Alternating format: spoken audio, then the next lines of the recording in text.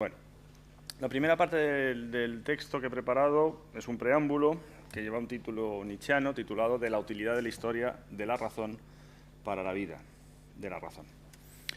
Bien podría decirse que uno de los aspectos de la filosofía que toman en Kant mayor relevancia es el de su propia historicidad, hasta tal punto de que, en la primera crítica, Kant otorga a la historia un lugar en el seno del método.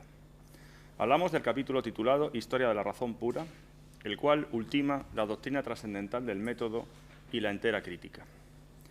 La historia de la razón pura ocupa un lugar que bien podría considerarse episódico porque aparece al final de la obra y porque Kant reconoce que está incompleto. En otro lugar, en las lecciones de lógica, que datan de la misma década que la crítica, la historia no pasará de ser un esbozo, dice Kant, y nada más que eso. De hecho, Kant no llenará esta laguna en ninguna de sus obras posteriores, ni siquiera en las lecciones, donde aparece reiteradamente en sus prólogos. En realidad, su indefinición parece abocar la historia a los proemios de los tratados. Recuérdese, la división escolar de los textos distingue entre prolegómena y tractatio como un modo adecuado de situar la cuestión. El conocido prólogo de la primera edición de la crítica comenzará dando sentido a la metafísica, pero lo hará inopinadamente, no por medio de una definición, sino mostrando un estado de cosas insatisfactorio, es decir, mostrando que la metafísica ha llegado a un estado, porque está ligada a una peculiar historia, en realidad una suerte de impasse, que es el estado de guerra. La metafísica, dice este conocido texto, es el campo de batalla de inacabables disputas. Este proceder se reiterará en la segunda edición, también en el prólogo, que ahora se ocupará de la historia de las ciencias, buscando en ellas también otro fenómeno reconocible en el tiempo, en este caso el del acontecimiento del método, que aquí se expone por medio de la figura de cierto movimiento, a saber, como el acontecimiento que logra el camino seguro de la ciencia. Sea como fuere, la historicidad, esto es lo que queremos dejar sentado al comienzo de este texto, se afinca en el método. Bien entendido que hablamos del método de la crítica. Pensemos que Kant distingue entre el conocimiento histórico, que llama ex datis, del conocimiento racional, que es el conocimiento ex principis, es decir, por principios. La filosofía, si quiere ser un conocimiento genuinamente racional, tiene que profundizar en los principios. Ahora bien, la razón, ha dicho también Kant justo antes, si la razón no está sometida a los datos, es porque es una facultad. Esto quiere decir que la filosofía no es un libro, sino una actividad. El conocido dictum de no se aprende filosofía, sino que se aprende a filosofar, tiene este preciso sentido. Los principios no son, por tanto, solo elementos o proposiciones ubicadas en un cierto lugar en el sistema. Antes bien, los principios constituyen los fines que hacen las veces de puntos cardinales o de compases, también de hitos o señas, todas estas figuras de la topología aparecen en textos de Kant, que guían la actividad de la razón. Así, en el lugar más inopinado, en el sistema, que es el lugar del ordo, donde solo cabría esperar forma en lugar de contenido, esqueleto en lugar de carne, en ese preciso lugar, decimos, la razón se revela como una facultad orientada por fines. La razón se revela como una fuerza de la vida. En efecto, en la tercera crítica, Kant se refiere a la razón como una de las fuerzas del ánimo o Gemütskräfte. La razón es también una fuerza de representación, lo que quiere decir que sus rendimientos, como los de cualquier otra fuerza, la del concepto, la de la intuición, la del sentimiento de placer o displacer, están comprendidos dentro de la economía de la vida. Por eso los principios remiten a algo así como el interés, es decir, mientan un principio de movimiento de un ser vivo. El método, tal y como lo entiende la crítica, es esta conciencia de sí de la razón, es decir, el sentido de la conciencia de su propia vida. En realidad, el trabajo de la crítica, y esto vale para todos los registros, tanto cuando la razón examina su posibilidad como cuando se enfrenta a sus extravíos, el trabajo de la crítica, decimos, no es sino la labor de conocimiento de sí, el autoconocimiento de la razón. Repárese que en esta condición autorreferencial le pertenece no solo en tanto que facultad de pensar, pues el pensar se revela como algo específicamente humano, que es la capacidad de un ser de producir la representación yo, así es como define Kant en Antropología del Entendimiento. La referencia así nos hunde de lleno en la vida, pues la vida es, al fin y al cabo, una fuerza de autoconservación. La actividad o el trabajo de la razón pertenecen de lleno a la vida. De ahí la particular ambigüedad del método en su sentido crítico. Frente al método entendido como un automatismo, como es el método deductivo, lo que Kant llama proceder dogmático, un proceder lógico y meramente inercial, El método de la crítica hace justicia a la vida porque no encadena, sino que orienta. El método, esto es lo que queremos decir, es esa actividad de la razón que la razón lleva a cabo por mor de sí misma, pero también en sí misma. En el método, la razón hace oficio de sí misma, si puede decirse así. El método es la actividad que la razón hace por mor de sí misma, pues el método decide la consistencia de su obra. Como reconoce Kant al comienzo de la doctrina trascendental del método, es propio de la razón que sus productos son elaborados conforme a un plan, porque son elementos de una estructura, partes de un sistema, cuya consistencia está en la unidad del todo que los articula, pero no en ellos mismos como partes, como si de un organismo se tratara. Por eso dice que la razón no solo levanta una construcción, sino que levanta un edificio complejo, es decir, algo articulado, una torre, dice también Kant, pero que funciona al servicio de la vida y que es ante todo un lugar habitable. Y así en este texto Kant habla de una casa de habitar o un lugar habitable. Pues bien, en este modo, en el modo del plano del proyecto de un espacio habitable, se decide la existencia misma de la razón. Aquí, en la primera crítica, como facultad de los conocimientos. El método deja traslucir también una actividad de la razón, en realidad un trabajo, que la razón obra sobre sí misma. Es decir, el método no es solo para la razón misma, es un fin suyo, sino que en el método la razón reobra o actúa sobre sí. Esto vale tanto para la razón especulativa como para la razón práctica o para el juicio. Toda crítica es un trabajo metódico de esta naturaleza, el trabajo que consiste en que la razón reobra sobre sí misma. Esto es lo que hace la razón, al fin y al cabo, en los distintos capítulos de la metodología de la razón pura. Y me refiero a cada uno de ellos. En la disciplina, que sería el momento negativo de ese trabajo, la razón no solo denuncia los extravíos en que ha incurrido en su actividad, cuando define, cuando demuestra o cuando supone, sino que los rectifica, sirviéndose, dice Kant, de la coacción sobre sí misma. En el canon estipula los principios de un uso correcto de todas las facultades y pone en orden la tendencia, Hang, el impulso, el instinto incluso, que la razón muestra en su uso especulativo, habilitando el tránsito hacia el ideal del bien supremo. En la arquitectónica, un tercer capítulo, organiza los conocimientos en un sistema que se adecúa a este fin y que muestra que el conocimiento no es una forma, sino un organismo. El sistema está atravesado por el interés de la vida, como acabamos de decir. En la historia, por último, examina el camino seguido hasta ahora por la razón para lograr ese fin y el saldo que ha arrojado. La clave del sentido de la historia es que para la razón el relato de su andadura pertenece por igual a la inteligibilidad del fin que se propone. La razón tiene que contarse a sí misma lo acontecido.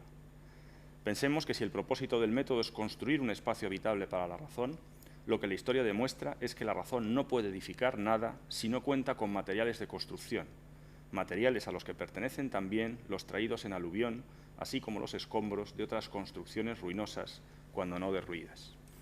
De la misma manera que todo conocimiento comienza con la experiencia, la construcción del edificio crítico no puede hacerse a partir del solo proyecto, sino que tiene que contar con un suelo que, aunque impuro, es el único que puede ofrecer la solidez requerida, el suelo de su historia. Pero ¿qué papel juega la historia para la vida de la razón? En un opúsculo que data de los años 90, la segunda parte del conflicto de las facultades, que lleva por título la renovada pregunta de si la humanidad o el género humano está en continuo progreso hacia lo mejor, Kant habla de una historia muy particular. Inopinadamente, Kant trata o habla de una historia a priori. Mientras que la historia al uso, la historia empírica, es el relato de lo ya acontecido, es uno de esos genuinos conocimientos ex datis, la historia de la razón quiere ser una historia de los principios, lo que quiere decir que tiene que anticipar estos principios, o habría que decir mejor, para que no se confunda con una legislación, tiene que anticipar el acontecimiento de tales principios, su implantación mundanal. Lo que hace la historia a priori es revelar una facultad. Aunque se dice profética, como bien recuerda Kant, habla que esa historia es una historia profética, las mejores profecías son aquellas que enuncian quienes tienen en su mano cambiar el curso de los acontecimientos. Ahora bien, lo que Kant propone no es tanto la anticipación de un hecho, cuanto la suscitación de una facultad, su vivificación, diríamos. Comparte con los augurios que haya una interpretación de alguna clase de signo, signum lo llama Kant, solo que mientras que los profetas vislumbran en una señal el futuro, Kant entiende esa señal como profundamente histórica en el sentido de que constituye el signo de algo que ha estado siempre ahí, también ahora, y que por eso mismo puede continuar obrando sus efectos en el futuro. El signo de que habla Kant abarca los tres éxtasis del tiempo, siendo simultáneamente rememorativum, demonstrativum y pronósticum. La historia es en realidad una interpretación, pero una interpretación no de un acontecimiento, sino de un hecho muy particular, el hecho de una facultad, el factum de una potencia. Este es el único y cabal acontecimiento de los principios, como lo hemos llamado recién, la revelación de un motor cuyo movimiento no es otra cosa que la vida misma de la razón. Por eso hemos querido titular esta sección, de manera nietzscheana, de la utilidad de la historia para la vida. Pero sigamos. El signo ni la potencia que anuncia en este texto es el modo de pensar que encontramos en los espectadores de la Revolución. Kant dice que el signo que anuncia una mejora en la humanidad no es curiosamente la Revolución Francesa, como podría pensarse inicialmente, sino el efecto que produce en el ánimo de los que contemplan la Revolución Francesa, que se ven elevados en ese acontecimiento. No es la revolución misma, que constituye un acontecimiento causalmente determinado y en el que más bien se asiste a la muerte de la razón y del Estado, porque la revolución es algo realmente cruento, arrastrada contra su propio bien supremo, que es la felicidad. Lo que pone de manifiesto, pero también se recuerda y anuncia en ese fenómeno, es la facultad de la razón, entendida como la facultad que podrá lograr ese bien supremo, esto es, entendida como capacidad meliorativa de la humanidad. La historia es el anuncio y el acicate del progreso hacia lo mejor, según reza el título de este opúsculo. Importa de esta historia su condición retórica. La historia es a priori, pero es una historia que no puede hurtarse del tiempo mismo en el que interviene como una causa más. Esto lo acerca a esa historia profética tramposa, pero hay algo en lo que intervenir no constituye una trampa, sino más bien una argucia de la razón, que es al fin y al cabo la que hace historia y la que hace promoverse y sostenerse a sí misma.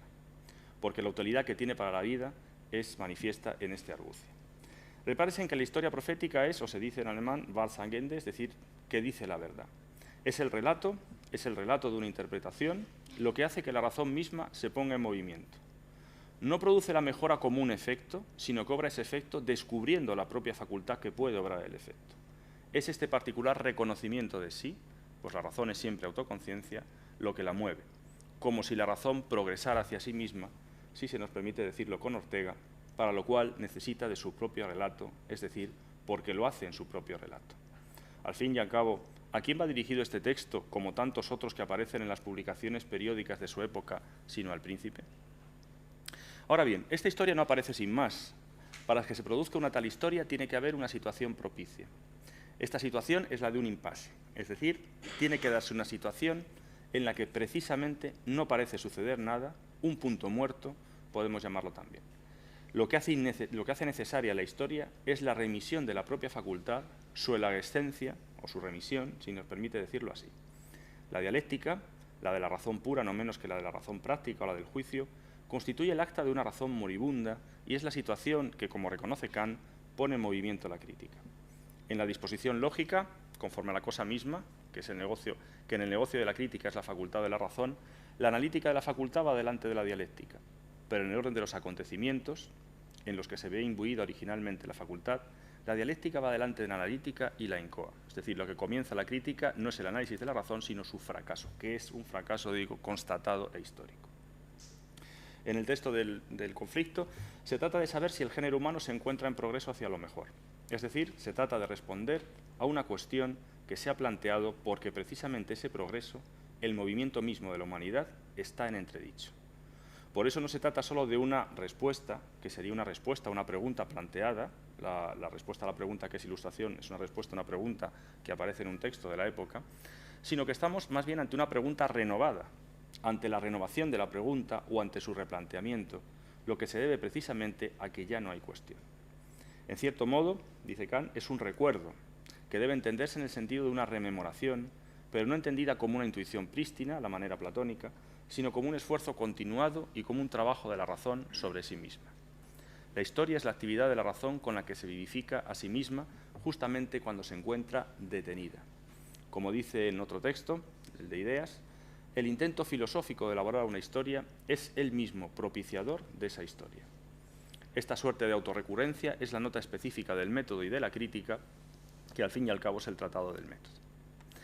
En la segunda parte del texto voy a mostrar o apuntar algunas cuestiones sobre la historia y la política de la razón y sobre la economía subjetiva del Estado y de la guerra, que es lo que quería contar. La historia es un elemento fundamental en el método en Kant y la historia para Kant es ante todo una historia política y una historia bélica. Y en esa historia bélica de la razón está metida la metafísica y está metida el propio trabajo de la crítica. La historia en la que se encuentra este signo, cuya economía acabamos de esbozar, es una historia genuinamente política. En realidad es una historia polémica. Como veremos, es una historia transida de guerras, con sus correspondientes batallas, también con sus derrotas y sus armisticios, pues para que la historia, no solo la de la razón, sino la historia en general, prosiga su marcha, hace falta un particular juego de fuerzas, un juego que sea vivificador y que sostenga el movimiento, aunque en ese movimiento se den todos los avatares posibles, el del avance, por el que se pregunta el texto del stride, pero también el de la retención hasta llegar a la detención, al impasse, que también es un avatar dinámico. La conocida figura del campo de batalla, que abre el prólogo de A, es decir, el prólogo de la primera edición, la metafísica es un campo de batalla. La figura del campo de batalla debe entenderse como una figura que pertenece al campo político. En cierto modo, es la contrafigura de la política. Kant es consciente de que hay guerras, pero para él el estado de guerra es justamente el momento en el que no hay Estado, la guerra suprime la constitución civil. La figura política de la guerra, del estado de guerra, sea como situación, sea como tendencia, que es lo que Kant achaca verdaderamente a la metafísica, un estado de disputa sin fin, esta figura política debe entenderse en un juego de oposiciones y supresiones recíprocas con la figura del estado civil. Estado y guerra son una figura y una contrafigura. Pensemos primero en esas figuras en términos de territorio. Como hemos visto más arriba, es propio del método la búsqueda de un lugar de estancia para la razón. Por el contrario, la ausencia de método solo puede lograr un lugar inhóspito. En este sentido, Kant comienza recordando que las guerras que tienen lugar dentro del propio territorio, las guerras intestinas, conducen al abandono del territorio, no a la conquista de otro territorio, sino a la desterritorialización misma, si puede decirse así, a la apatridia, digamos, de la razón. Surgen así, dice Kant, los nómadas que repudian el cultivo y que permanente del suelo y que no tienen ningún asiento. La desterritorialización de la razón a la que se refiere Kant es la del escepticismo. El escéptico es quien renuncia a cualquier forma de legislación, es el anarquista de la razón. Y la anarquía solo puede traer consigo la desaparición de la unión civil. En el caso de la filosofía, lo que traerá será la muerte misma de la razón, que no puede existir a falta de principios, en lo que sería, dice Kant, una razón sin esperanza. Pero esto es lo que no puede suceder, o si lo hace, solo será episódicamente. La razón, aunque hay conflicto, no puede desaparecer y tendrá que encontrar una salida al antagonismo sin eludirlo. La razón no puede renunciar a su territorio. Dicho de otra manera, no hay razón sin mundo. Ahora bien, la propia facultad de la razón, la facultad que Kant especifica en algún lugar como la facultad del tránsito de lo sensible a lo suprasensible, la facultad metafísica por excelencia, constituye una disposición o Anlage, le llama Kant, inmarcesible. En realidad es una disposición natural, lo que la sitúa en cierto modo más acá de cualquier política. La naturaleza, dice Kant, ha infestado a nuestra razón con el confuso afán de perseguir ese camino, es decir, el camino de la trascendencia. Por eso la metafísica sobrevivirá a toda barbarie, dice Kant, incluso aquella que lo aniquile todo, pues ninguna barbarie podrá acabar con la posibilidad misma de la metafísica, es decir, no podrá acabar con la propia facultad de la razón, por nefasta que pueda ser su realidad. Sin embargo, aunque la disposición natural está ahí, para que la razón se sostenga, para que no remita su actividad, hay que encontrar una salida. La salida va a estar en la economía misma del conflicto, en el hecho de que no hay una barbarie absoluta, pues todo conflicto es beneficioso. Encontramos dos explicaciones distintas de esta economía. En Ideas para una historia universal en clave cosmopolita, que es de la misma época que la primera crítica, Kant sostiene que la marcha de la historia de los estados es la marcha de esa constitución interior, la guerra intestina tiene su parangón en un orden interno, que es nuestra disposición racional. Esta marcha está atravesada por el conflicto y por la guerra. La tesis de este opúsculo es que el conflicto hará posible finalmente la instauración de una sociedad civil. La insociable sociabilidad es el lema de esta particular dinámica del antagonismo. Hay dos fuerzas contrarias, una hacia la individualidad y otra hacia la sociedad.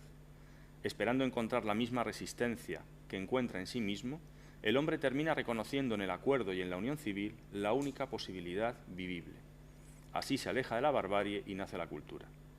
El consenso que primero se logra patológicamente, pues obedece al cálculo que procura evitar la guerra, termina desembocando en una sociedad moralizada que comprende que el fin supremo de la razón, que es la felicidad, está en la humanidad misma, considerada como un todo estable y armonioso. En la crítica, Kant afina esta economía del conflicto en su exposición de este particular fenómeno de la razón, que es la antinomia de la razón pura. No se trata de un antagonismo entre individualidad y sociabilidad, sino más bien entre dos modos de dominio, Herrschaft, el de la metafísica dogmática y el del empirismo. Cada uno pugna porque impere su legislación sin que pueda haber una avenencia entre ellas. En este sentido, se trata de una antitética de dos posiciones que no pueden coexistir en modo alguno. Ahora bien, como lo que pone cada una no es un dogma, sino una legislación, un modo de conocer, Kant resuelve la desavenencia dividiendo inopinadamente el territorio. No partiéndolo en dos y otorgando salomónicamente un pedazo a cada contendiente, al dogmatismo y al empirismo, sino dividiendo el ser mismo de lo que es conocido, el objeto en general, que queda escindido en fenómeno y nóumeno. En el fondo, reconociéndose el propio hombre como un ser escindido y abierto en dos facultades o fuerzas de naturaleza distinta. Lo que nos interesa de esta dinámica es que la antinomia no cesa a menos que la crítica de ese particular corte, que es el reconocimiento de la ambigüedad o doblez del sujeto del conocimiento, llegue a este punto. La antinomia descubre el conflicto entre dos intereses distintos de una y la misma facultad, que es la razón, por lo que la resolución de la misma constituye no tanto algo esperable, cuanto un postulado de la propia vida de la razón que se pone en juego simultáneamente en ambas legislaciones. La segunda explicación, y con eso termino ya el texto, de esta economía es la que abre el prólogo de la primera edición a que nos hemos referido reiteradamente. La guerra, dice Kant, termina cansando, y al precio de la renuncia a cualquier principio, los pueblos se dispersan como nómadas. Sin embargo, persiste la pretensión de habitar el territorio y las disputas entre los dogmáticos no tienen fin. Es decir, vuelven otra vez a ubicarse y a seguir peleándose. Estas disputas, dice Kant, no cesan y llevan a la razón a un estado de hastío, lo llama Kant, pues no parece que las disputas acaben y mucho menos que se resuelvan en la victoria de alguno de los contendientes. Lo que se produce entonces es el impasse al que nos hemos referido antes. Comienza a reinar lo que llama Kant el indiferentismo, que Kant llama el caos y la noche de las ciencias. Ante las cuestiones que más interesan a la razón, la imposibilidad de resolver las disputas deja al hombre indiferente ante aquellas y la razón queda abandonada a sí misma. Sin embargo, Kant entiende que en esta situación se puede producir un movimiento. La indiferencia bien puede funcionar como acicate, no para la facultad de conocer, que necesita poder demostrar uno u otro dogma, sino para el juicio, que ante la parada, cuando justamente no puede servirse de principio alguno, pues todos están en entredicho, siente precisamente la necesidad y al sentirla se siente a sí mismo y vuelve entonces la mirada sobre sí mismo. Es decir, el hastío, al fin y al cabo, es un efecto de un exceso de percepción, el sentimiento que se produce por el abotargamiento de nuestros sentidos. El silencio que viene después del hartazgo, de la razón cansada de sus disputas, se revela como una particular epoge del mundo, una epoge casi mecánica, pero sin la cual la razón no habría podido volver sobre sí. La crítica, por eso, es una revolución, un viraje, también una torsión, como si de otro plano oculto de la naturaleza se tratara. Apartada del mundo por el exceso de realidad, la razón vuelve así sobre su sí mismo más propio, es decir, sobre su posibilidad. Más precisamente, esta facultad que atiende a sí misma, desentendiéndose de lo demás, es el juicio. El juicio madurado, dice Kant, tras una época de disputas inacabables. Al fin y al cabo, el juicio es la facultad que domina el sentimiento de placer y displacer, por tanto es la sola fuerza subjetiva que se siente. Sentirse que es equivalente a reconocer que no puede aplazar más su negocio más propio, que es el de conocimiento de sí mismo. Lo que asigue a la razón es un estado nuevo, el estado de desorientación.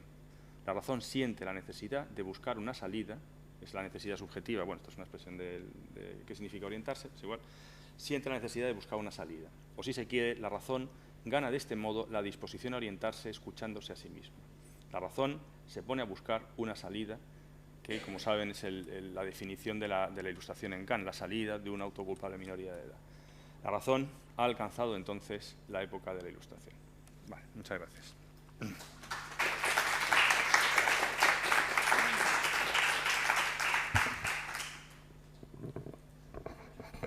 Bien, muchas gracias. De las tres ponencias que se presentan esta tarde, una de ellas, en uno de los casos, el ponente no está de cuerpo presente, pero su texto se leerá en último lugar.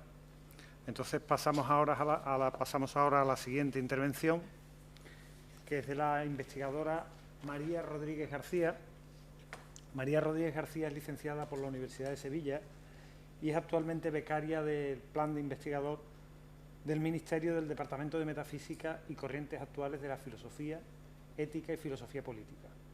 Está realizando una tesis doctoral bajo la dirección del actualmente decano de la Facultad de Filosofía y gran especialista en Nietzsche en España, Manuel Barrios Casares, y su tesis profundiza en las relaciones entre filosofía y literatura en el periodo comprendido entre la generación del 98 y José Ortega y Gasset. El título de su ponencia es La pervivencia del ideario civilizador moderno en la actualidad. Ya le damos la palabra. Muchas gracias. No sé si esto está puesto o... Sí, ese está puesto. Sí.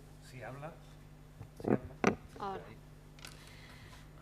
El discurso de la modernidad, que cuenta con la exaltación de la razón como uno de sus pilares fundamentales, trató de sentar las bases de una realidad civilizada y ordenada. Con el proceso secularizador, la razón humana hacía las veces de juez y garante de todo orden real, papel que antaño desempeñaba Dios. La tendencia hacia un mundo civilizado, cuyo protagonista esencial pasa a ser el hombre, supuso el desplazamiento de las diferencias y de todo discurso de talante negativo. Ideas como progreso e historia son claves en un tiempo que aparentemente ofrece la libertad propia de la razón a sus hombres. Esta tendencia, lejos de permanecer en un marco meramente histórico, se ha instaurado en nuestro presente más inmediato, en un tiempo en el que se nos hace saber que, a pesar de todo, vivimos en el mejor de los mundos posibles. En este marco, la tendencia a la racionalidad y a la civilización es constante, por lo que no hay lugar posible para el diferente, para ese al que suelen llamar salvaje. Una propuesta de formación y reconstrucción del ideal del hombre lo encontramos en el Bildung Roman, modelo literario filosófico en el que nos apoyaremos en la presente comunicación para indagar en la vigencia de las ideas modernas en la actualidad. A pesar de las fracturas y de las derivas propias de la razón moderna, podemos decir que seguimos siendo deudores de un armazón teórico que ensalza la autoafirmación del hombre y de un tiempo que, aunque fracasado, sigue imponiéndose. Para tratar la cuestión en torno a la crisis de la modernidad y sus derivas como consumación de la metafísica, nos acercamos a la obra Apología de lo contingente, de Odo Marquardt. En ella, el autor nos remite a lo que él denomina hipertribunalización de la realidad, o lo que es lo mismo, la necesidad constante de justificación y legitimación de lo real a la que nos somete esa razón moderna. Este todo legitimador afecta también a la idea de Dios, justificación que se resume para Marquardt en la Teodicea. Con la filosofía cartesiana comienza el proceso de secularización de la historia o también la superación de la razón divina que hasta entonces todo explicaba. La razón moderna nos presenta al mismo tiempo una serie de decisiones, según dice Marquardt, en las que se desarrollan los distintos ámbitos del conocimiento. Cada uno de esos ámbitos es consciente de sus propias limitaciones, pero aún así pretenden ofrecer explicaciones que satisfagan la totalidad de su ámbito al tiempo que incluso trata de ceder sus propios límites. En este sentido, podemos hablar de una tendencia de restauración de la totalidad o de restauración de la unidad que ya había sido disuelta. Una restauración que ignora el hecho mismo de la escisión propia del conocer tal y como se había planteado. Este proceso tiene una clara intención de restauración de la metafísica, ignorando así las insuficiencias propias de la razón moderna. La cuestión de la crisis de la modernidad cuenta, además, con un claro componente trágico en el más amplio sentido de la palabra. La sustitución de Dios por la razón humana supone un cambio en la comprensión, una situación difícil en el que ámbitos como la ciencia, el derecho, el pensamiento, la moral, etc., no encuentran sustento en la deidad de tiempos pretéritos. Ahora el hombre pasa a ser el principal responsable, situación esta que dista de la bonanza y esperanza prometida en tiempos anteriores. Esta condición inaugurada por el hombre moderno, queda ampliamente manifiesta en el pensamiento y en la literatura. Para acercarnos mejor a esta cuestión y profundizar en la condición trágica de estos periodos, nos hacemos eco del ensayo Dulce Violencia de Terry Eagleton. En él, el autor se ocupa de las relaciones existentes entre la tragedia y la novela, tanto en lo que son sus posibilidades de conciliación como en sus divergencias. En relación a la novela, a partir del texto de Eagleton, podemos entrever elementos propios de la tragedia en cuanto que acoge la carga de crisis, es decir, se hace eco de juicios que recogen elementos trágicos y de una conciencia en suspenso. La novela se presenta como narración de lo cotidiano, de lo que incluso puede ser considerado vulgar. Si la tragedia trata de relegar a un segundo plano estas cuestiones, la novela las retoma en un intento de prestar su voz a la dimensión fragmentaria de lo real, siendo, por tanto, la novela el género que acoge la esencia de la enfermedad de su tiempo, así como la dimensión trágica de la existencia. Esta condición trágica subyace en la conformación de la Bildungsroman como género predominante durante la época romántica. Uno de los rasgos esenciales de este modelo narrativo consiste en el relato de un yo que toma protagonismo y que, a partir de su obrar, intenta mostrar la preocupación por cuestiones que no dejan impasible al hombre y que le hacen tomar parte del mundo que le rodea. Este género constituye, en el fondo, una propuesta de reconstrucción del ideal del hombre que ahora retoma su lugar y que aspira al pleno conocimiento de sí. De ello se deduce, como bien apunta el profesor Barrios en su ensayo Narrar el abismo, que el Bildungsroman no puede ser definido meramente en términos de novela del desarrollo, pues podría decirse así, lo definitorio no es el hecho de que en el relato haya un proceso biográfico evolutivo del individuo, sino la forma interiorizada en que se produce dicha evolución.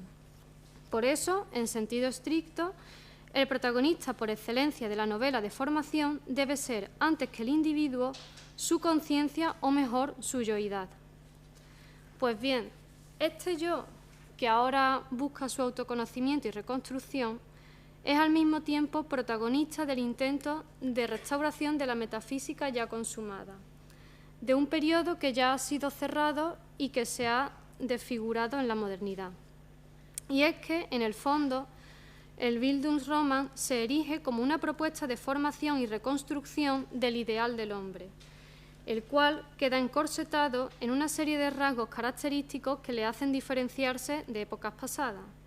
Como bien expone Eduardo Bello en su ensayo La aventura de la razón, el hombre moderno pasa a la página de los principios de la religión novelada que más directamente afectan a la concepción del hombre, tales como el pecado original y el destino inmortal del alma, sin olvidar el sentido providencialista de la historia. Al mismo tiempo, y además de destacar el papel de la razón, Bello alude a un rasgo esencial, la libertad, considerada como idea reguladora de la antropología, como lo es de la moral. Así, el desarrollo y reconstrucción del hombre desde su proyección ideal lejos queda de las derivas propias de la modernidad. Y es que en vez de aceptar la fractura y la contingencia que le son propias, tal y como advirtiera Marquardt, se busca la recomposición de una individualidad que antaño quedaba supeditada a otros factores independientes a la razón.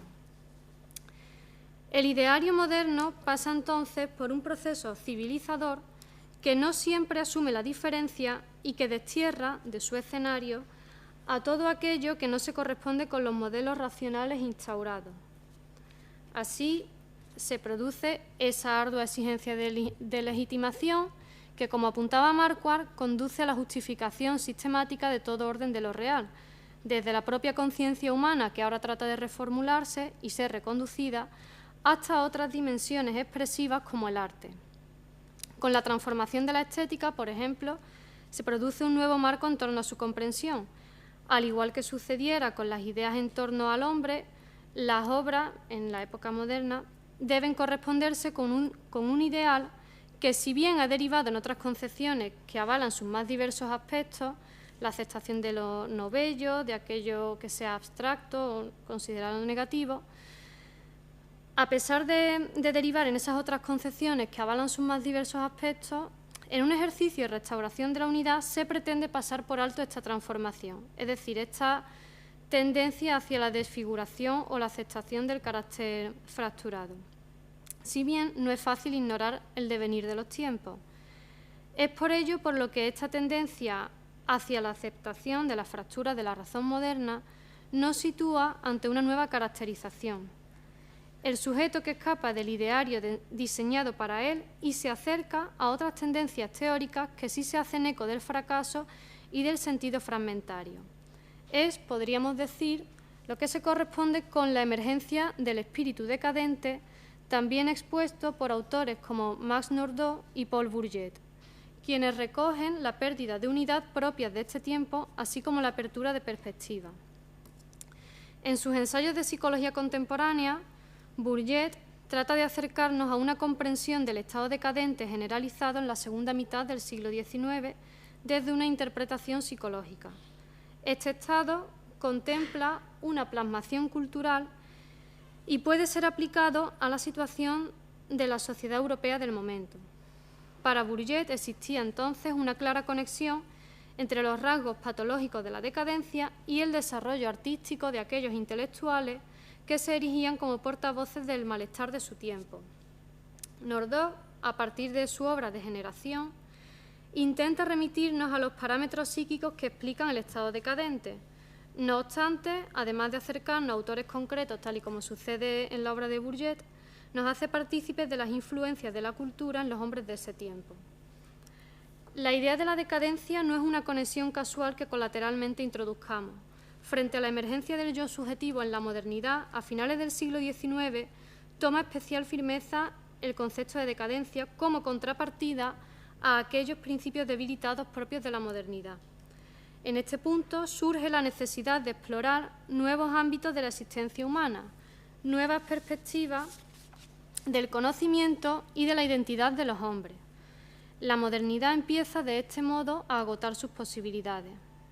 Como ya advirtiera Marquardt, el relato de comprensión racional deja entrever sus propias fracturas, dando paso a otros órdenes discursivos, tal y como sucediera con la emergencia del decadentismo. No obstante, la crudeza con la que se presenta la escisión de la realidad y todos los principios que acompañan a este acontecer conducen al hombre a intentar recomponer el ideal racional ultrajado por el sino de los tiempos.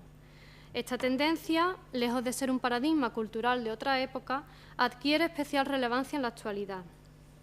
Conceptos tales como razón, libertad, progreso o historia permanecen instalados en nuestro ideario cotidiano. Cual protagonista de una Bildungsroman cualquiera, el hombre actual aspira a conseguir todos esos ideales al tiempo que se esfuerza en encajar en la concreción de su tiempo. A pesar de la conversión del mundo moderno en fábula, tal y como advirtiera Nietzsche, la tendencia a postular un yo verdadero no cesa. Esta yoidad que poco a poco se abre a la otredad trata de recomponerse mediante el intelecto en un afán homogeneizador que abarca toda posibilidad de ser hombre y de acoger la idea del mundo. En referencia a esta cuestión, el profesor Barrios cuestiona la comprensión del mundo ideal como fábula desenmascarada. Y dice, ¿y si no fuera siempre así? ¿Y si algo de lo que nos pasa ya no se limitara a pasar y caer en el saco de nuestros recuerdos como otro dato más que se suma a nuestra biografía, sino que fuese algo que al pasarnos, nos traspasa, nos apasiona, nos deja prendidos y ya nada vuelve a ser como antes? ¿Tendríamos la fuerza suficiente para afrontar y aceptar afirmativamente ese acontecimiento? Y apuntamos nosotros, ¿realmente nos encontramos preparados para asumir las deficiencias de un mundo fracturado? ¿Somos capaces de aceptar el eterno retorno nietzscheano en toda su plenitud, tal y como deja entrever el profesor Barrios? A pesar del tiempo transcurrido y de las derivas postmodernas de los últimos años, lo cierto es que aún hoy somos deudores del ideario moderno. Autores como Nietzsche se han encargado de denunciar la pervivencia de ese ideario.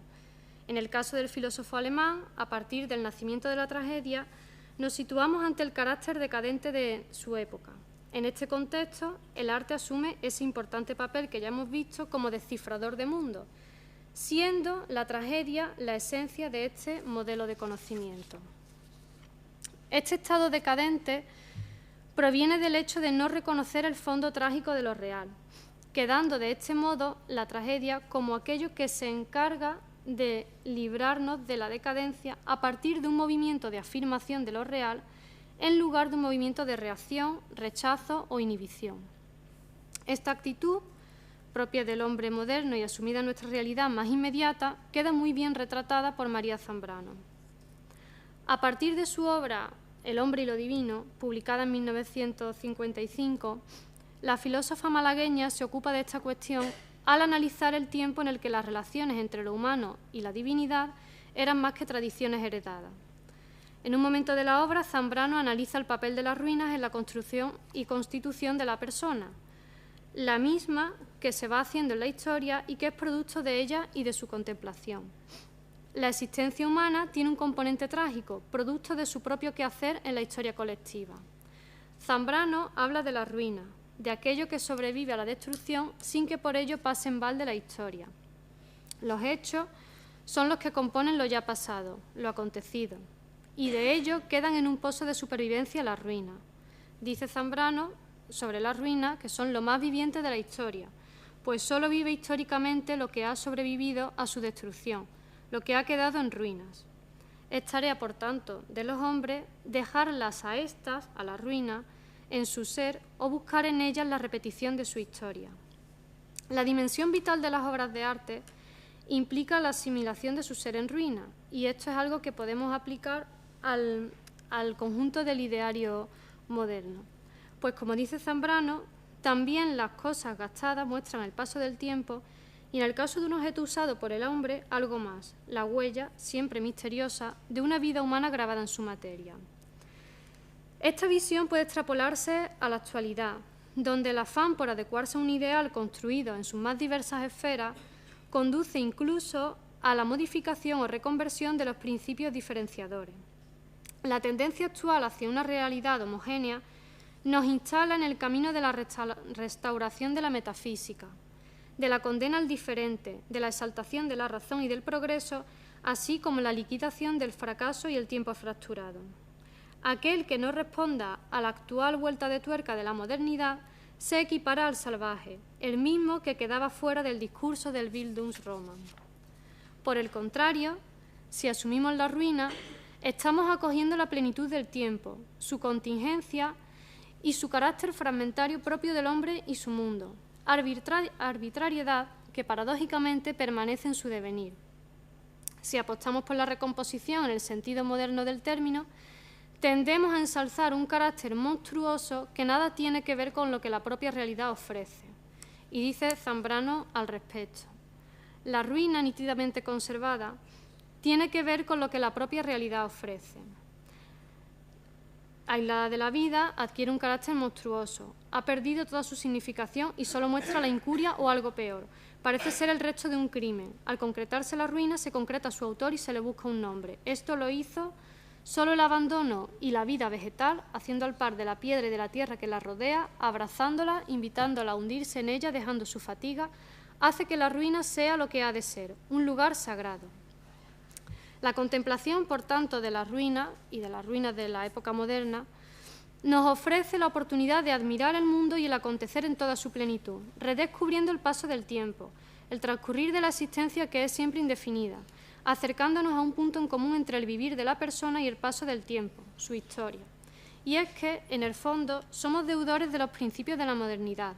Seguimos presos del progreso, de la historia unitaria, de la esperanza en el porvenir y de la razón por la mera razón. La misma que uniforma y no contempla el carácter sesgado de un mundo que cada vez más escapa al orden. Quizás el salvaje es hoy en día el hombre civilizado, un Quijote de nuestro tiempo que sabe quién es y quién quiere llegar a ser. Muchas gracias.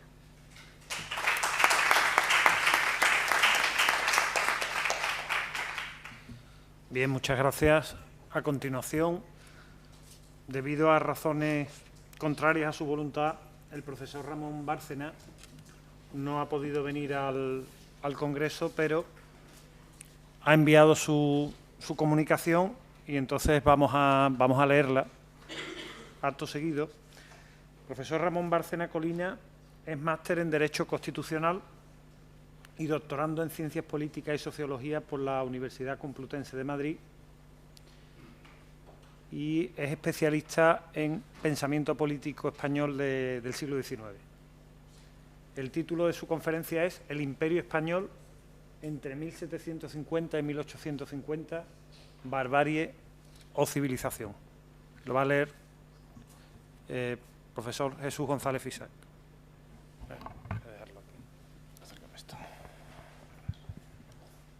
Bueno, espero hacerlo bien porque como no es mío... Vale.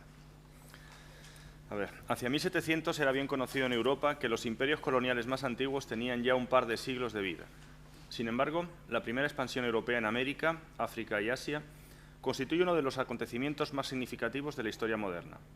En torno a 1775, Adam Smith afirmaba desde el altar del tiempo presente: el descubrimiento de América y el paso hacia las Indias Orientales a través del Cabo de Buena Esperanza son los acontecimientos más grandes e importantes registrados en la historia de la humanidad. Ahora bien, el economista y filósofo escocés se posicionaba en un punto de vista marcadamente eurocéntrico, puesto que Europa no poseía en absoluto el monopolio del comercio y de las posesiones ultramarinas.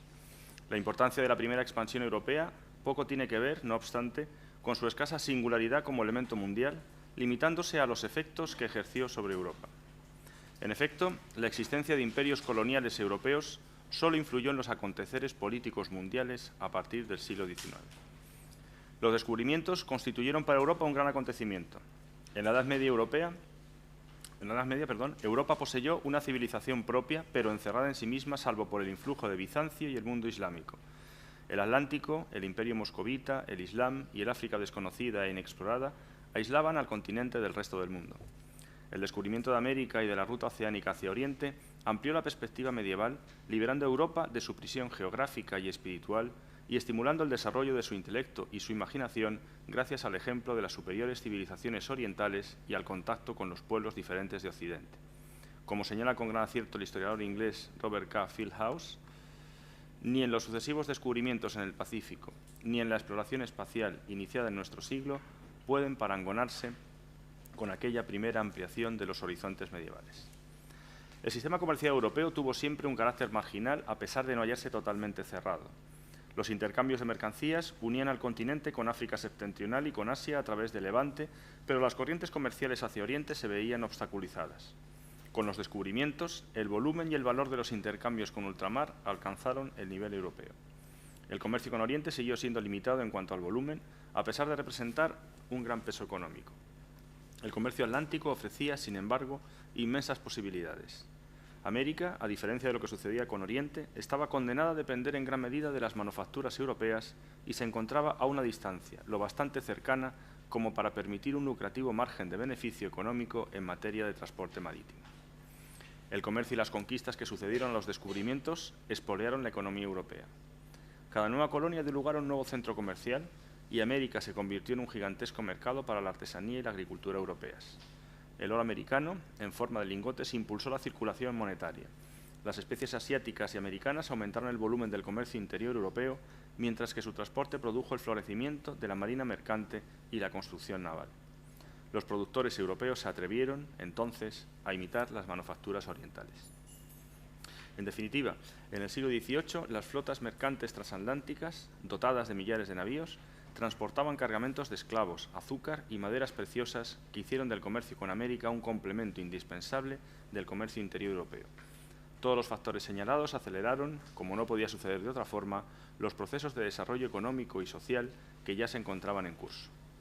Ahora bien, América no ofrecía solamente comercio, sino también tierras. La densidad de población en algunas zonas de Europa era excesivamente alta en relación con los métodos de explotación agrícola. A la vez, las guerras de religión y otros conflictos crearon una exigencia artificial de espacio, de forma que durante 4 siglos América alimentó el hambre de tierra europea.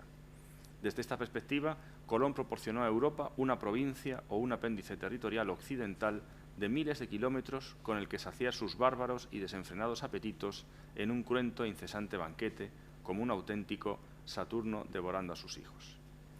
A comienzos del siglo XVIII, la geografía de los dominios europeos en ultramar estaba claramente establecida. Las colonias europeas se encontraban irregularmente repartidas en todo el mundo. América se vio cubierta de asentamientos españoles, portugueses, ingleses, franceses y holandeses, mientras que en África y Oriente, aunque las bases abundaban, los europeos eran pocos. Nada hacía pensar entonces que las bases costeras se desarrollarían hasta constituir auténticas colonias. Los primeros imperios coloniales americanos se diferenciaban claramente de las bases africanas y asiáticas hasta el punto de imponer su consideración separada. De hecho, se planteó un problema histórico fundamental. ¿Por qué Europa ocupó América mientras que en Asia y África se detuvo en la periferia? ¿Cuáles fueron los impulsos que motivaron a los descubridores y primeros colonizadores? No resulta fácil de establecer. La hipótesis más probable es que unos abrieron el camino a los otros y que las intenciones iniciales fueron cambiando según las circunstancias. Mientras que en Oriente la empresa colonizadora europea obedecía a un plan trazado con rigor, las colonias americanas, en cambio, no respondieron a las esperanzas de los descubridores. En 1492, Colón partió rumbo a Occidente con la esperanza de encontrar una ruta más rápida que la usada por los portugueses para llegar a China. América supuso, en realidad, un escollo descorazonador, un obstáculo desilusionante en la búsqueda de la anhelada ruta hacia Oriente. Aún así, el oro y la plata del Caribe, México y Perú recomendaron la exploración y la conquista, además de atraer inmigrantes. Más tarde, la inmensidad de los territorios americanos y la docilidad de la población indígena alentaron la colonización permanente y la formación de vastas haciendas semifeudales. Paralelamente, el reinado del paganismo indujo a la Iglesia Católica a enviar misioneros. Brevis, colonos, misioneros y buscadores de tesoros se apoderaron de vastas zonas del continente descubierto. Se trató, desde luego, de una colonización privada. No obedecía a planificación alguna ni hubo responsabilidad directa de la corona. Las colonias de España y Portugal en América apenas debieron nada a sus respectivos soberanos. En el siglo XVIII, los sistemas de comercio y de gobierno de la colonización americana venían impuestos por varios estados europeos y parecían el resultado de una planificación mercantilista, pero en realidad las colonias transatlánticas, como casi todas las posteriores, nacieron por reacción natural de los súbditos europeos a una inesperada oportunidad. En África y Oriente no habría podido repetirse la espontánea inmigración que se originó en América. ¿Por qué en el siglo XVIII existían imperios territoriales en América pero no en Asia? La razón última radica en que resultara fácilmente conquistable y en las posibilidades que ofreció América a los europeos. Los antiguos imperios coloniales, a diferencia de los fundados ya en los siglos XIX y XX, fueron más producto de la ambición, la decisión y la destreza con que los europeos supieron aprovechar unos medios limitados que de una superioridad efectiva sobre el resto del mundo. Las potencias marítimas europeas se vieron obligadas a extenderse al otro lado del Atlántico y a lo largo de las rutas de Oriente para huir, en cierto modo, de la dura realidad de su propio continente. Turquía había seguido amenazando las costas mediterráneas hasta finales del siglo XVI y todavía era lo suficientemente fuerte en el siglo XVII como para invadir Australia. La Europa cristiana se agazapaba aún a la defensiva y escapó del cerco impuesto por el mundo islámico, volviéndose por el oeste hacia el continente americano, mientras que por el este se dedicaba al comercio con unos países poderosos pero tolerantes. La línea divisoria que separaba los dominios del Islam y de las demás civilizaciones orientales del área de influencia de la Europa cristiana se mantendría hasta finales del siglo XVIII. Los primeros imperios coloniales fueron, sin duda, expresión de la gran capacidad alcanzada por la navegación marítima. Los medios de que dispusieron europeos de los siglos XV y XVI para establecer bases en Asia y colonizar América eran muy limitados. Su recurso principal fue su destreza en las artes de navegar, pues se hallaban en condiciones de zarpar rumbo a cualquier parte del mundo, conocido o imaginado, con altas probabilidades de arribar y retornar. La navegación oceánica, facilitada por la invención de nuevos e ingeniosos instrumentos, fue el arma de la primera expansión europea. En el siglo XV, los europeos disponían ya de grandes carracas y ligeras carabelas que combinaban la experiencia naval de la Europa septentrional y meridional con los hallazgos del Próximo Oriente. Las brújulas magnéticas y cuadrantes, los astrolabios y ballestillas permitían establecer la altura de los astros y determinar la latitud para enfrentarse a la navegación en alta mar y afrontar largos recorridos marítimos. Los portulanos servían para dirigir a los navegantes hacia sus objetivos, mientras que los almanaques náuticos les proporcionaban información acerca de la declinación del sol en las diversas estaciones. Sin embargo, la navegación intercontinental continuó siendo cuestión de suerte y de fe durante largo tiempo, puesto que las cartas de navegación eran normalmente defectuosas y los pilotos carecían de instrumentos apropiados para calcular la longitud hasta la invención del cronómetro en el siglo XVIII. Ahora bien, sin más recursos que estas naves y primitivos instrumentos, algunos hombres valientes y decididos fueron capaces de alcanzar cualquier punto de las costas americanas, asiáticas y africanas.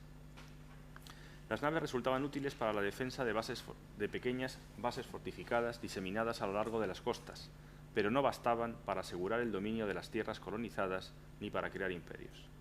A decir verdad, aún para la protección de las bases diseminadas por los portugueses en Oriente, era imprescindible disponer de abundantes efectivos terrestres. Una vez desembarcados los europeos, debían confiar en el trabajo en equipo y las técnicas militares, con lo que la ocupación de vastos territorios dependía, en última instancia, de la relación de fuerzas con las poblaciones nativas. Durante los 3 primeros siglos de colonización, los europeos no disfrutaron de superioridad técnica o militar alguna sobre los países asiáticos o los estados sometidos al dominio islámico. En el siglo XVI, los europeos disponían de cañones y mosquetes primitivos, pero seguían utilizando viejas armas como la pica, la espada y la ballesta. Su eficacia bélica dependía más bien de la disciplina y la experiencia adquiridas en las guerras europeas que de la fuerza de sus armas. A finales del siglo XVI, las naves europeas disponían de cañones, pero estos carecían aún de la potencia de fuego necesaria para alcanzar con éxito las embarcaciones del adversario y abrir brechas en las fortificaciones terrestres. Con medios limitados a su disposición, los europeos no siempre estaban en condiciones de constituir imperios en las distintas partes del mundo que iban descubriendo.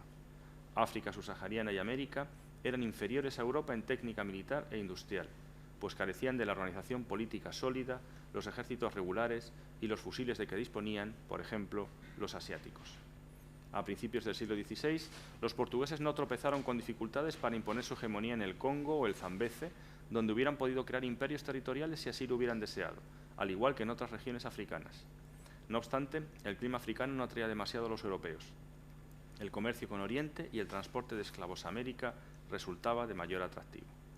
Así, por ejemplo, Brasil ofrecía a Portugal mayores posibilidades en lo referente a la instalación y explotación de plantaciones.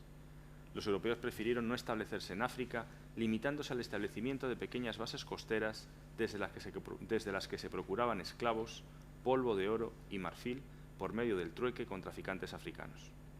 América estaba indefensa, y si los europeos la ocuparon fue porque ofrecía enormes ventajas. Los aztecas de México y los incas de Perú eran en gran medida pueblos civilizadísimos y bien organizados militarmente, pero sus armas se equiparaban a las europeas de la Edad de Piedra y, por lo tanto, no podían competir con los métodos y tácticas bélicos de los conquistadores.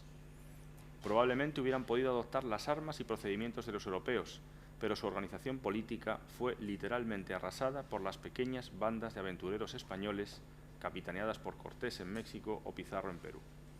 Antes de que pudieran reaccionar, fueron aplastados debido a una superioridad basada en la movilidad, la decisión y el astuto aprovechamiento de fuerzas auxiliares indígenas. Derrotados los imperios azteca e inca, sus partes integrantes no estaban en condiciones de oponer resistencia alguna. En América no existían otras civilizaciones de la misma talla y los europeos no tuvieron que hacer frente más que a algunas tribus menos capaces de resistir que las africanas y que se veían obligadas a retirarse a medida que avanzaba la frontera, aun cuando pudieran representar algún peligro para los colonos. El término imperio ha sido empleado para describir sociedades tan diversas como los sistemas de distribución de tributos americanos, inca y azteca mencionados, los estados de conquista tribales mongol y otomano, las monarquías compuestas europeas de los Habsburgo y los Austria-Hungría, o incluso las redes de clientelares de carácter económico y político características de la actual relación entre el primer y el tercer mundo. El imperium describió originalmente la esfera de autoridad ejecutiva que poseían los magistrados romanos. En efecto, el poder político en la República Romana era ejercido por los magistratus. Según la concepción romana, el magistrado, de magis, era la persona investida del imperium o poder público. En un principio, ese imperium era un poder global sin limitaciones constitucionales que se había trasladado de los reyes a los supremos magistrados republicanos. Imperator era quien ejercía el imperium. Por lo tanto, el término nació para identificar un tipo particular de poder.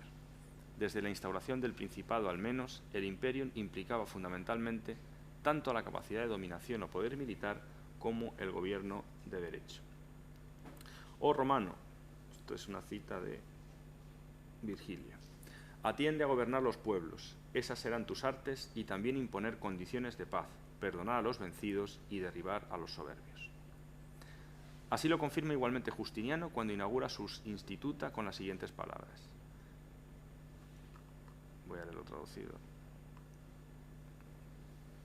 No, bueno, lo leo en latín, que es como viene. Imperatoria majestatem non solum armis decoratam, sed etiam legibus oportet essen armatam.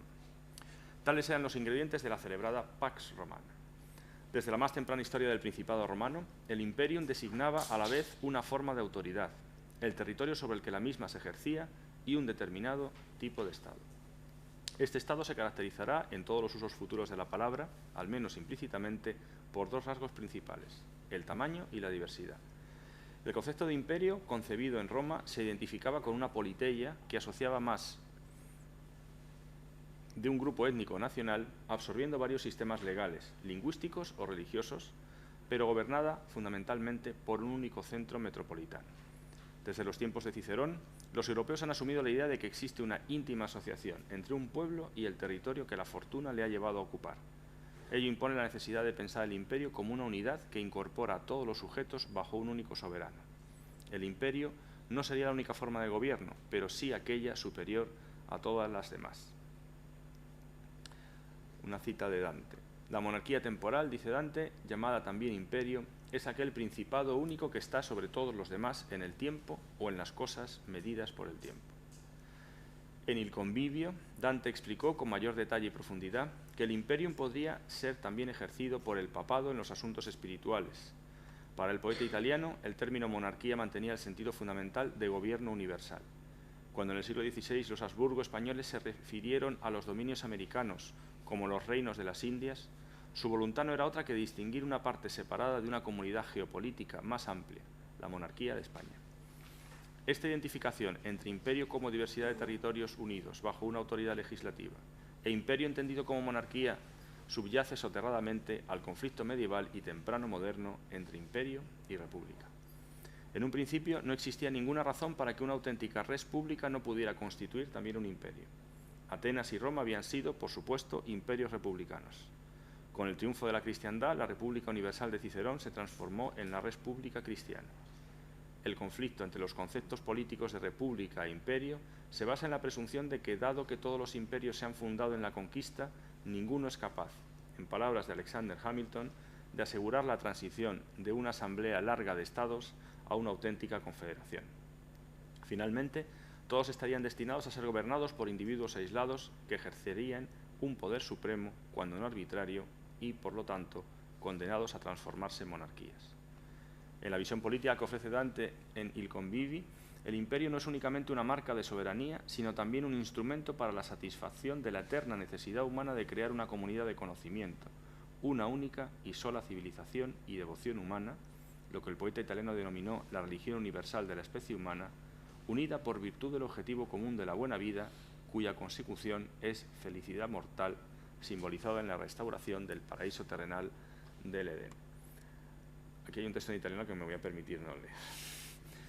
Las centurias privilegiaron la idea de un único y exclusivo dominio universal, heredero del mundo romano y de sus sucesores.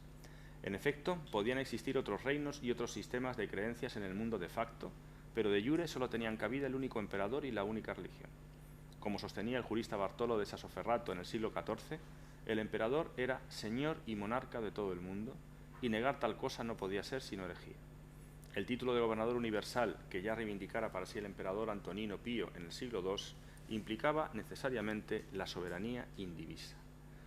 Cuando bajo el reinado de Carlos V España conquistó vastas áreas de América, uno de los argumentos de legitimación empleados insistía en que el rey era el señor de todo el mundo. Tal afirmación sería, sin embargo, rechazada por Francisco de Vitoria en 1539, así como por la mayoría de los establecimientos seculares y religiosos en el continente que, aunque preparados para defender la soberanía universal del Papa como vicario de Cristo, rechazaban la extensión de su poder al emperador secular. Ahora bien, tal argumento apareció por escrito en el famoso requerimiento y continuaba siendo citado por los historiadores oficiales como una justificación para la conquista a finales del siglo XVII. En 1556, el teólogo Domingo de Soto argumentó que en emperador no podía considerarse señor universal ni por razón ni con derecho, puesto que el área geográfica sobre la que gobernaba era demasiado pequeña en relación con el mundo. Como los juristas romanos concebían el imperium, el poder existe para ser ejercido. Pero dado que el ejercicio sobre todos los territorios, todas las religiones y todas las provincias resultaría imposible, la institución del imperio sería vana. En cualquier caso, El concepto de civilización tiene su origen en la creencia de que, a pesar de que el mundo está compuesto de múltiples naciones y pueblos, constituye, sin embargo, una comunidad. Para Francisco de Vitoria, el mundo es una Commonwealth, con una ley para toda la humanidad, el Ius Gentium, que revisita el koinos nomos estoico. La fuerza obligatoria del Ius Gentium presupone necesariamente el carácter integrador de una república global y la personalidad de la comunidad universal como un todo y, por lo tanto, el fundamento jurídico del orden internacional. Tras estas consideraciones, subyace otro aspecto característico de los imperios, su necesaria apertura. La mayoría de los imperios fueron instituidos en un principio para la expansión más allá de las fronteras territoriales existentes, con lo que pocos sobrevivieron sin necesidad de suprimir la oposición a tal tendencia. Sin embargo, la guerra y la conquista por sí mismas no hubieran garantizado la pervivencia de los imperios si éstos no hubieran logrado el beneplácito de las poblaciones conquistadas. Los romanos aprendieron esto desde su más temprana historia y, así, Tito Livio entendía a finales del siglo I a.C. que un imperio solo conserva su poder mientras sus sujetos se regocijan en él. Leo una cita. Los dioses inmortales os han hecho tan dueños de estas deliberaciones que han dejado en vuestras manos el que sobreviva o no el lacio. Podéis, por consiguiente, aseguraros la paz para siempre, por lo que a los latinos se refiere, con medidas duras o con indulgencia. ¿Qué queréis? ¿Que queréis ensañaros con quienes se rindieron o fueron vencidos?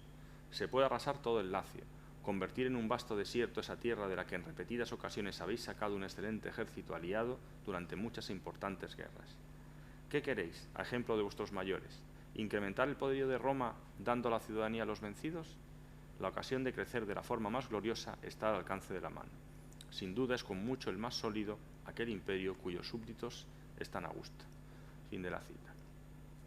Lo cierto es que Roma tenía mucho que ofrecer a las poblaciones conquistadas, arquitectura, baños y vías públicas e incluso la ciudadanía en la acepción moderna del término, que los romanos inventaron e instrumentalizaron como apoyatura ideológica.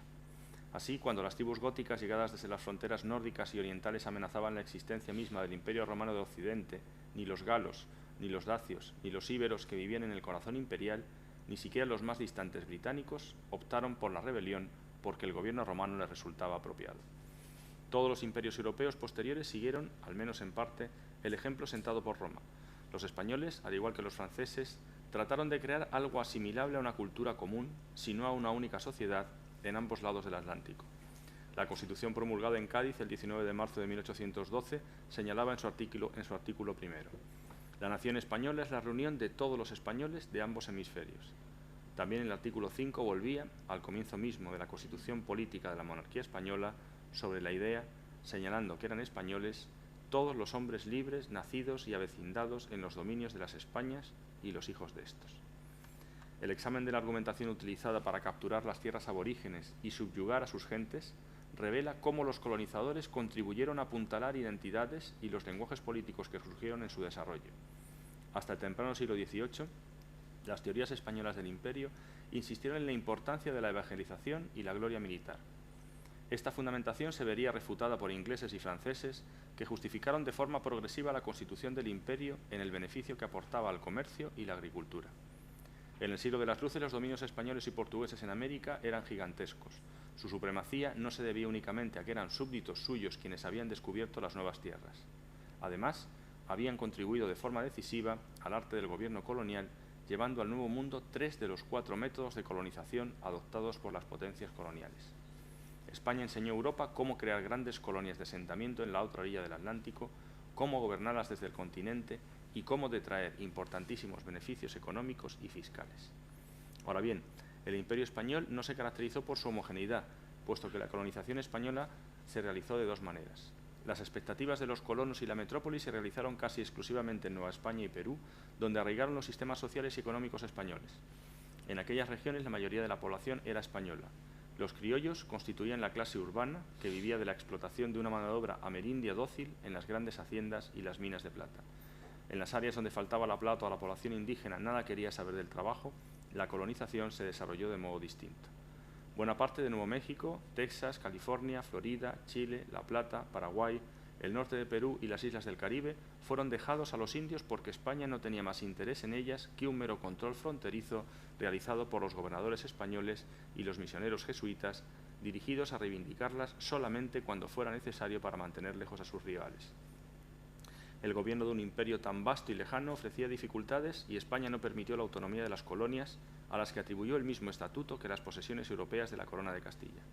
Quedaban, pues, sometidas al Consejo de Indias, con sede en Madrid, desde donde, ayudado por otros organismos especiales, legislaba con todo detalle el régimen de las colonias y aseguraba que los funcionarios en ultramar ejecutaran con precisión sus órdenes. La América española tuvo durante 3 siglos leyes comunes, una administración central, una única religión y una cultura española. Las colonias conservaron indeleble la huella de esta civilización, aunque no se fomentara eficazmente la capacidad de autogobierno y la independencia. A finales del siglo XVIII, los pensadores de las metrópolis y de las colonias coincidían en considerar los imperios como manifestaciones desastrosas, dispendiosas y pantagruélicas de la pasión humana por la expansión, basadas además en inmorales formas de brutalidad y esclavitud. Los imperios comienzan a concebirse como instrumentos de liberación, civilización y progreso de los sujetos. Se materializa de este modo la idea del imperio de la libertad, como Thomas Jefferson denominó a los Estados Unidos, que operaría en beneficio último de sus ciudadanos, libertándoles de los gobernadores tiránicos anteriores y otorgándoles la protección de más benignos regímenes, prodigando a los pueblos sujetos los beneficios de lo que en la Edad Media fue bautizado como civilización. Imperio y sociedad civil constituirían efectivamente sinónimos desde el momento en que el primero se entiende como un proceso de absorción que abrazaría en el cuerpo de una única comunidad tanto a la madre patria como a los habitantes indígenas de las colonias. La relación entre el poder superior y los poderes subordinados se articulaba en torno a la expresión Sacred Trust o fideicomiso sagrado del imperio. Al derrumbe de los imperios americanos sucedió en realidad la aspiración napoleónica de crear un nuevo imperio en Europa. Napoleón tenía también, por supuesto, una misión civilizadora, aunque fundamentada ya no en las benignas posibilidades del comercio internacional, sino en los principios de la Revolución Francesa. La sangrienta y breve tentativa de transformar Europa en una serie de reinos satélites llevó a sus víctimas a proclamar el fin de la edad de los imperios y el comienzo de la edad del comercio. El motor que debía dirigir el nuevo orden imperial no era otro que el comercio internacional. El dulce comercio, en la conocida fórmula de Montesquieu, debía sustituir al espíritu de conquista y reunir a todos los pueblos del mundo por medios pacíficos y recíprocamente beneficiosos.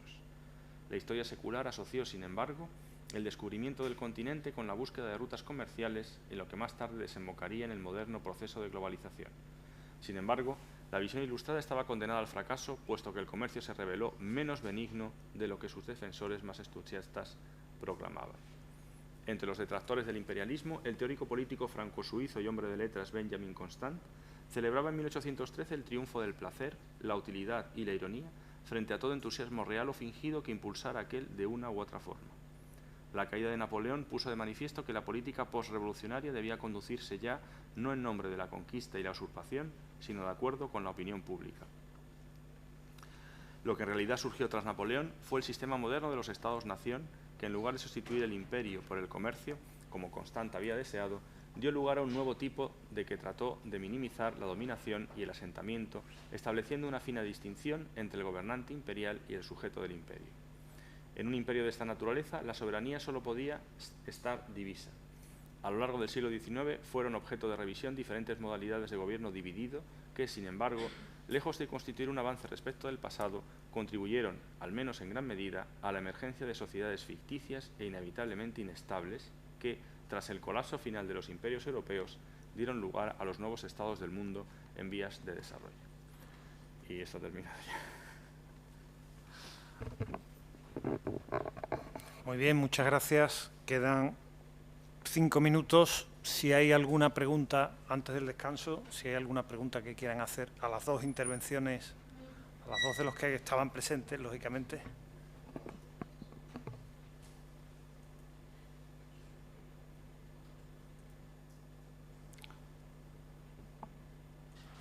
Bien, si no hay ninguna cuestión, pasamos directamente al descanso y luego a las -15 comienza la siguiente sesión que modera el profesor Alberto Ramos.